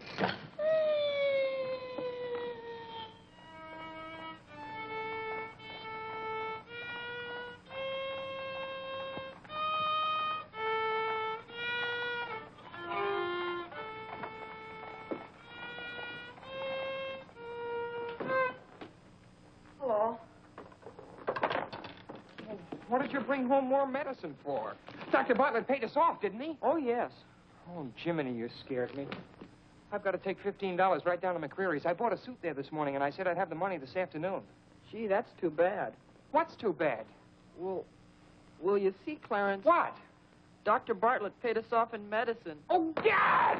Well, he thanked us, too, for our services to mankind. But my suit, I've got to have it tomorrow. And besides, they're making the alterations. I've got to have $15. Maybe you could offer them 15 bottles of medicine. Oh, they wouldn't take it. McCreary's don't sell medicine. Father. Biddy, I'm home. Good afternoon, sir. How's your mother, Clarence? Oh, the ride this morning did her a lot of good. She'll be well enough to go to church with us next Sunday. Ah, fine. Father, have you noticed I haven't been kneeling down in church lately? Don't let your mother catch you at it. Then I have to have a new suit of clothes right away. That doesn't make sense. But I can't do anything in your clothes that you wouldn't do. Well, if my old clothes make you behave yourself, I don't think you want to wear anything else. Oh, no, you're you and I'm me. I want to be myself. I mean, suppose I should want to kneel down in front of a girl. Why, in heaven's name, should you want to do a thing like that? Well, I've got to propose to a girl sometime. Clarence. Well, not right away, but for $15 I can get a good suit of clothes. Clarence, you're beginning to talk as crazy as you... Hello, Vinny. You feeling better today, huh? Much better, thank you, Claire. You don't have to hurry home from the office every day like this. With business the way it is, there's no use going to the office at all. Yes, you do look better, Vinny. What did you do today? Well, I got a carriage and took the boys for a ride, and we stopped in at McCreary. And, oh, Claire, I've the most wonderful news for you. Who do you think I met? Mr. Morley. Morley? Never heard of him. Remember that nice young minister who substituted for Dr. Lloyd one Sunday? Oh, yes. Right young fellow. Preached a good, sensible sermon. Short one, too. Ought to be more ministers like him. Well, Claire, his parish is in Audubon Park. You know, way up above Harlem. Nobody knows you up there. You'll be perfectly safe. Safe? Vinny, what the devil are you talking about? I've gone all over everything with Mr. Morley, and he's agreed to baptize you. Oh, he has. The young whippersnapper. Very nice of him. We can go up there any morning. We don't even have to make an appointment. Who said I was going to be baptized at all? Why, Claire, you did. Now, Vinny. You gave me your promise, your sacred promise. You said I'll be baptized. I promise I'll be baptized. Well, what if I did? Claire, aren't you a man of your word? Vinny, we all thought you were dying. So naturally I said that to cheer you up. As a matter of fact, the doctor told me that's what cured you. Well, it seems to me pretty ungrateful of you to press this matter any further. My being well has nothing to do with it. You gave me your word. You gave the Lord your word. And you're going to march yourself up to Mr. Morley's church some morning before you go to the office and be christened. If you think for 1 minute... What in the name of heaven is that? If you think I'm going to let you add the sin of breaking your solemn and sacred promise... I demand to know what that repulsive object is. It's perfectly plain what it is. It's a pug dog. What is it doing in this house? I wanted it, and I bought it. You spent good money for that? Claire, don't try to change the subject. How much did you pay for that atrocity? I didn't pay anything for it. I charged it. Charged it, I might have known. How much was it? $15. $15? For that eyesore? Don't you call this lovely work of art an eyesore? It will look beautiful sitting on a red cushion by the fireplace in the living room. If that sits in the living room, I won't. Furthermore, I don't even want it in the same house with me. Get it out of here. Claire, you're not going to get out of this room until you set a date for your baptism. I'll tell you one thing. I'll never be baptized as long as that hideous monstrosity is in this house. All right. All right. Clarence. That pug dog goes back this afternoon, and he's christened first thing in the morning. You heard him, didn't you, Clarence? You heard him say that he'd be baptized as soon as I got this pug dog out of the house. You hurry right back to McCreary's with it, and be sure they credit us with $15. Oh, Mother, while we were at McCreary's, I happened to see a suit I'd like very much, and the suit was only $15.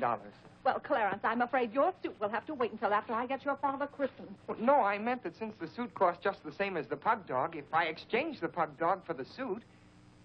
Why, yes. Then the suit wouldn't cost your father anything. Why, how bright of you, Clarence, to think of that. I'd better start right away before McCreary's closes. Yes. Now, let's see. If we're going to take your father all the way to Audubon Park...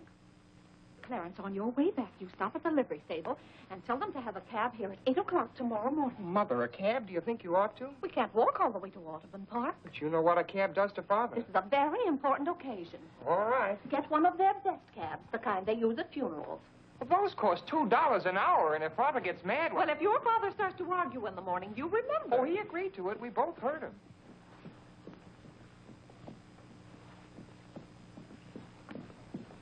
I hope you notice Clarence is returning the pug dog. Well, that's a sign you're getting your faculties back. Don't dawdle, Clarence.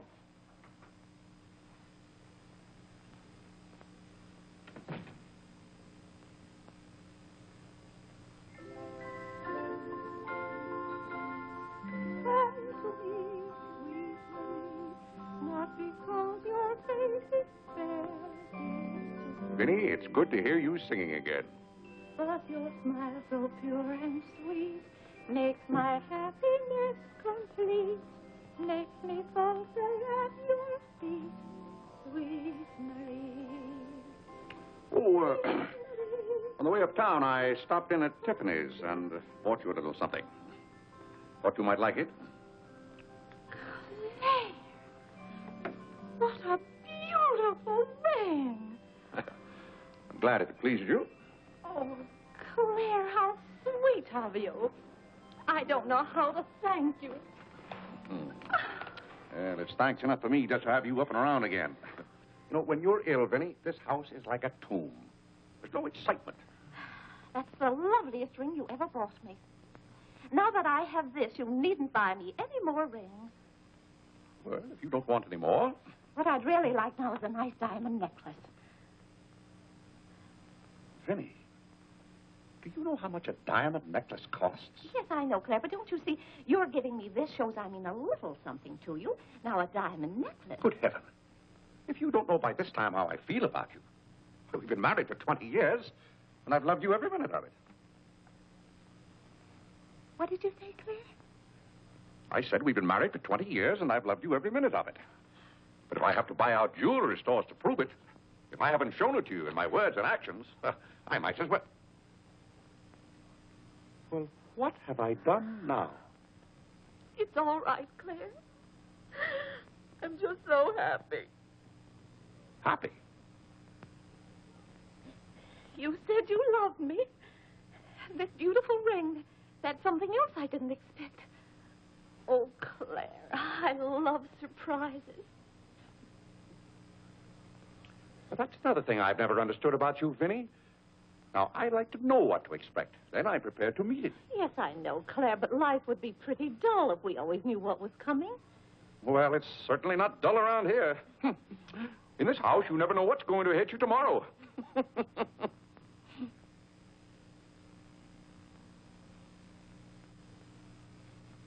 Every daisy in the dell knows my secret, knows it well, and yet I dare not tell thee, sweet Marie, sweet Marie, Sweet Marie, come to me, come to me. not because your face is fair, love to see. Love to see. Every daisy in the dell knows my secret, knows it well, and yet I dare not tell. Sweet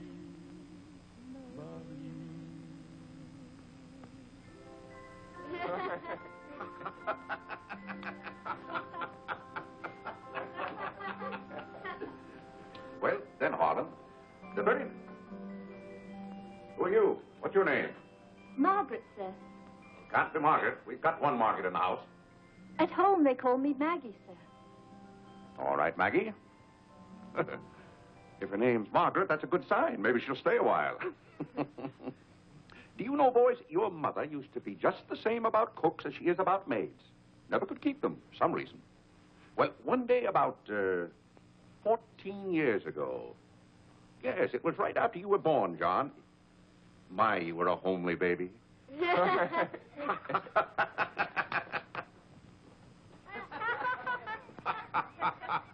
Thank you, Margaret.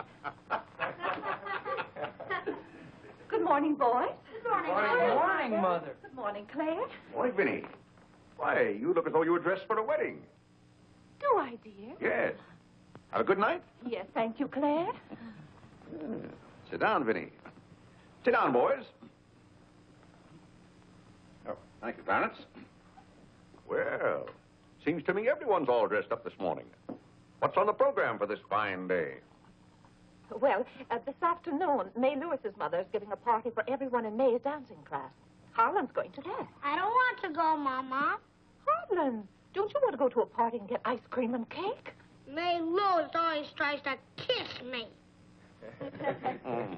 When you get a little older, you won't object to girls wanting to kiss you. Will he, Clarence?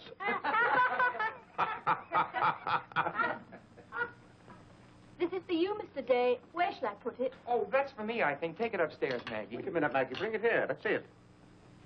See, it's for me, Father. Clarence Day, Jr. Let me look. Well, that's from McCreary's. And it's marked charge. What is it? Claire, it's all right. It's nothing for you to worry about. Well, at least I think I should know what's being charged to me. What is it?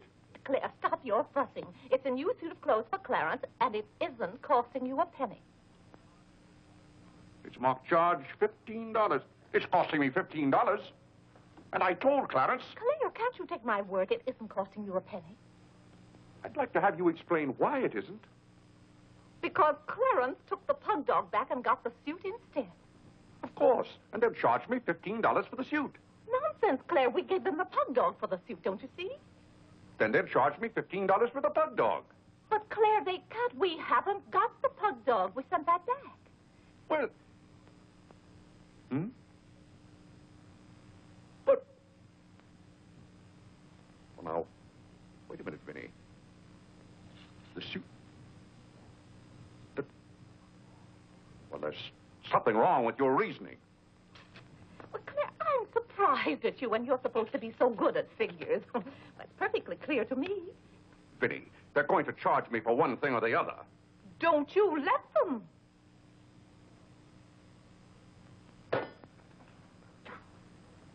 McCreary's aren't giving away suits and they aren't giving away pug dogs. Why, it should be clear to a child that if Clarence sent the pug dog back, they... What? I will not have that botanical freak in this room. John, have you been going around this town selling medicine? Yes, Mother. Dog medicine? No, Mother, not dog medicine. This letter from Mrs. Sprague says you sold her a bottle of this medicine and that her little boy gave some of it to their dog and it killed him. Now she wants $10 from us for a new dog. Here, let me see that letter. Well, he shouldn't have given it to a dog. It's for humans. Why, it's Bartlett's beneficent balm made from a secret formula. Have you been going around among our friends and neighbors selling some patent nostrum? But it's good medicine, Father. I can prove that by Mother. Vinny, what do you know about this? Well, nothing, Claire. But I'm sure John... No, I mean that day Mother was... That's enough. You're going to every house where you sold a bottle of that concoction and buy it all back. But it's $1 a bottle. I don't care how much it is. Here, I'll give you the money now. How many bottles did you sell? 128. 128? Claire, I always told you John would make a good businessman. Young man, you'll have to come down to my office with me. I'll give you the money to buy back that medicine. $128. And $10 more for Mrs. Sprague's dog. That's $138. Thank you, Vinny. But it's all coming out of your allowance. That means that you'll not get another penny until the whole $138 is paid up. I'll be 21 years old. Oh, Gad! What's the matter, Claire? What's wrong?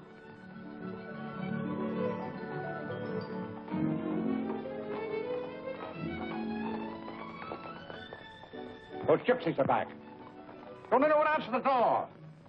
They're moving in on us again, bag and baggage. I won't have it, I tell you. I won't have it. Now, Claire.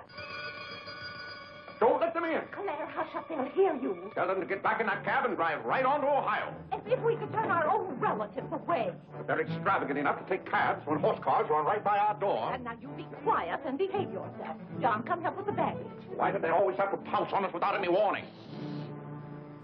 Cora, Mary.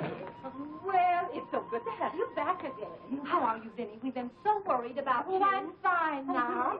Did you have fun in Springfield? Wasn't John? My, you're still growing. Thank you, Cousin John, go get the baggage. There's Whitney. How are you, darling? Fine, thank you. And little Harlan. Have you been a good boy? No. Claire, the girls are here. Cousin Claire, here we are again. My, it's so nice to be back. How do you do, Mr. Day? How do you do? Come and sit down and have some breakfast with us. Oh, we had breakfast at the depot. Well, we practically finished ours. I haven't finished my breakfast. Well, then sit down, Claire. Come and have a cup of coffee anyway. Oh, Mary, you, sit over Benny. there. Cora, Maggie, clear those places. My, this seems so natural. Claire, don't let your kippers get cold. Maggie, serve some coffee. Yes. Oh, where's Clarence? He must be upstairs moving his things so you can have his room again. Oh, Vinny, we can't stay overnight. Grandpa Ebbets has been sailing very fast, and that's why I have to hurry back. We're leaving on the 5 o'clock train this afternoon. Well, Cora, it certainly is good to see you again.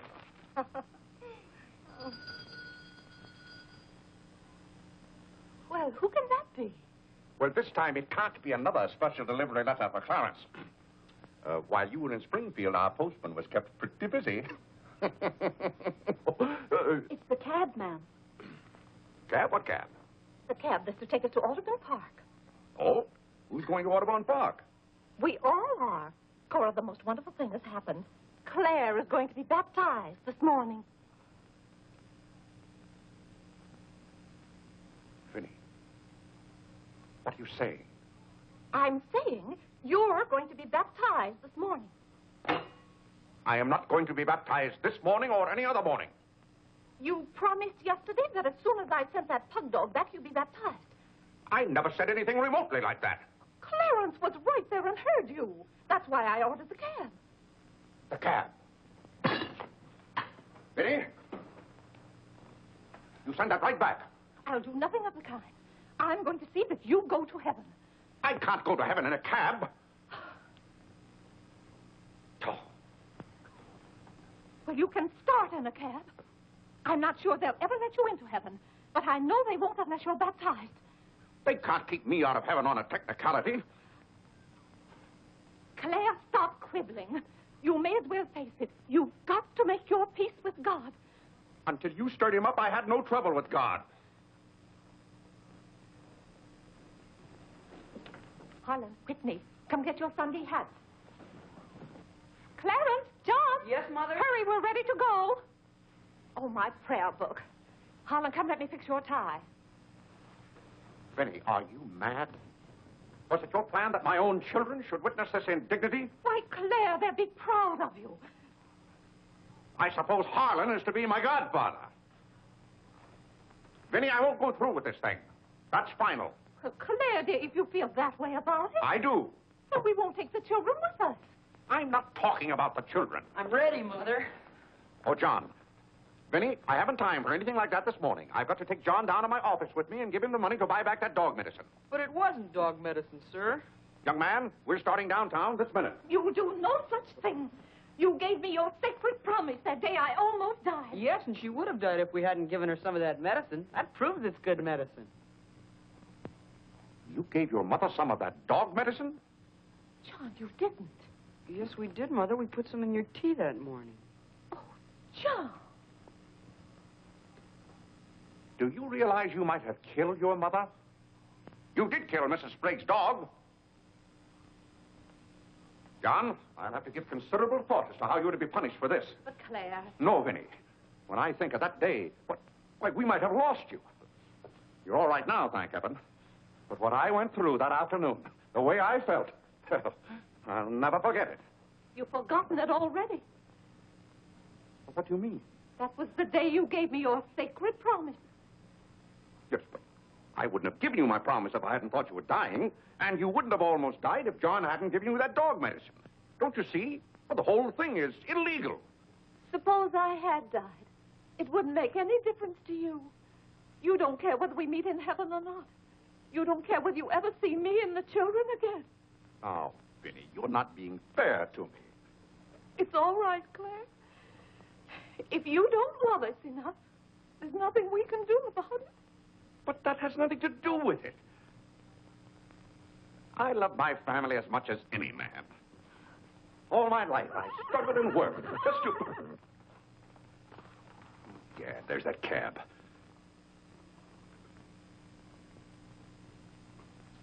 Vinny, you're not well enough to go all the way to Audubon. Oh, I'm well enough if we ride. But that trip would take all morning.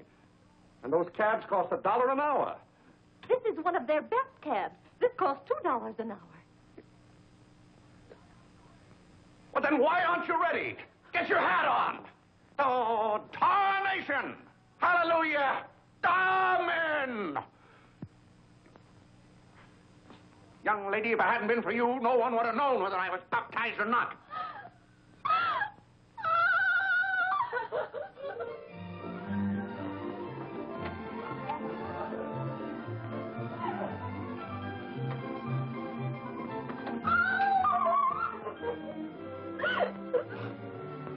Oh, Gad! Good morning, Mr. Day. Going to the office? No. I'm going to be baptized.